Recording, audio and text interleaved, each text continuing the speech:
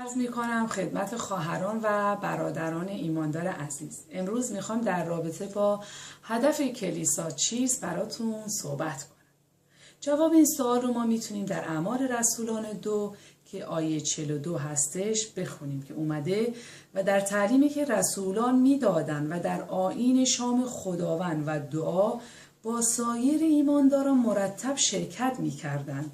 بر اساس همین آیه هدف و فاعل کلیسا مشخص میشه: 1. تعلیم اصول کتاب مقدس. 2. تأمین محلی برای مشارکت ایمانداران. 3. انجام اشیای ربانی. 4. دعا. کلیسا میاد کتاب مقدس رو تعلیم میده تا ما بتوانیم در ایمانمون ریشه کنیم. در افسیسیان 4 آیه 14 میگه در آن صورت دیگر مانند اطفال نخواهیم بود که در اثر سخنان دیگران و دروغ‌هایی که برای گمراهی به ما میگویند هر لحظه نسبت به ایمانمون تغییر عقیده بدیم. دوم گفتیم کلیسا محلی است برای مشارکت، جایی که مسیحیان به همدیگه تعهد دارن، به همدیگر رو احترام میگذارن. رومیان 12 آیه 10 همدیگر را راهنمایی میکنن. رومیان 15 آیه 14 مهربان و دلسوز یکدیگر هستن. افسیسیان 4 آیه 32 همدیگر رو تشویق میکنن. اول تسالونیکیان 5 آیه 11 و از همه مهمتر همدیگر رو دوست دارن. اول یوحنا 3 آیه 11.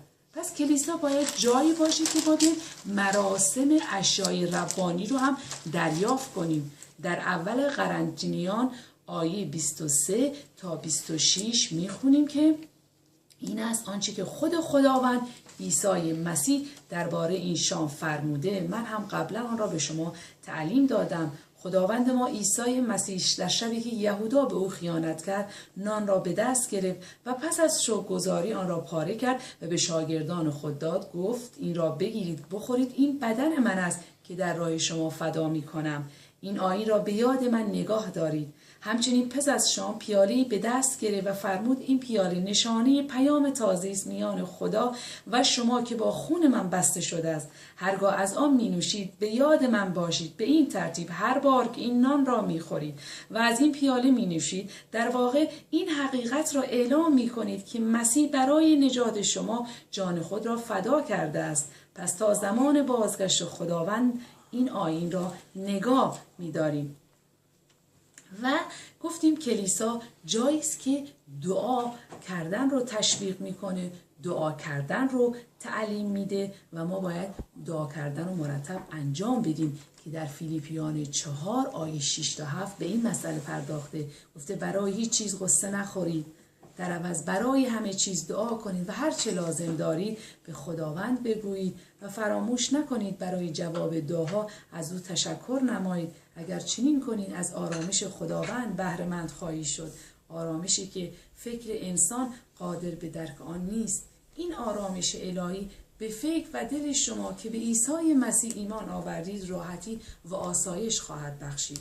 وظیفه دیگر کلیسا بشارت دادن به خبر خوش نجات از طریق عیسی مسیح که در متی 28 آیه 18 تا 20 گفت آنگاه عیسی جلو آمد و به ایشان فرمود تمام اختیارات آسمان و زمین به من داده شده، پس بروید و تمام قوم‌ها را شاگرد من سازید و ایشان را به اسم پدر، پسر، روح القدس غسل تعمید دهید و به ایشان تعلیم دهید تمام دستوراتی که به شما دادم اطاعت کنند. مطمئن باشید هر کجا که بروید، حتی دورترین نقطه دنیا باشید، من همیشه همراه شما هستم. کلیسا خوانده شده تا در رساندن خبر خوش از طریق کلام و اعمال وفادار باشد.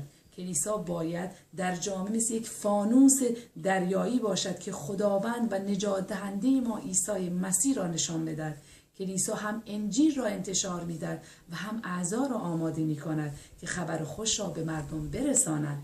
در اول پتروس 3 آیه 15 میگه با خاطری آسوده خود را به خداوندتان مسیح بسپارید. اگر کسی علت این ایمان و اعتماد را جویا شد حاضر باشید تا با کمال ادب و احترام به او توضیح دهید.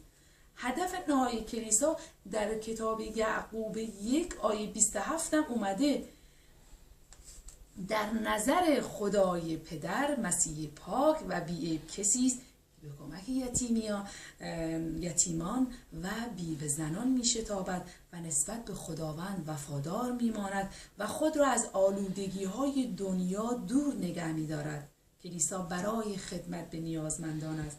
این فقط شامل رسوندن خبر خوش نجات نیست، بلکه تأمین احتیاجات جسمانی لازم و مناسب است، مثل غذا، لباس، خانه. کلیسا همچنین برای مسلح کردن ایمانداران در مسیح با سلاح‌هایی است که لازم دارند تا بر گناه تسلط یابند و از آلودگی‌های دنیا آزاد باشند. این به وسیله تعلیم کتاب مقدس و مشارکت مسیحیان انجام می‌شود. بنابراین هدف کلیسا چیست؟ پولس رسول تصویری به ایمانداران قرنتس می‌دهد. کلیسا دست‌های خدا، دهان و پای خدا هستش در این دنیا. یعنی که بدن مسیح که در رابطه با همین مسئله اول قرنتینیان 12 آیه 12 تا 27 شما میتونید بخونید. ما باید کارهایی رو انجام بدیم که اگر خداوند عیسی مسیح اینجا در جسم روی زمین بود انجام میداد. کلیسا باید مسیحی باشه، شبیه مسیح و پیرو مسیح باشه. شاد باشید در خداوند عیسی مسیح. آمین.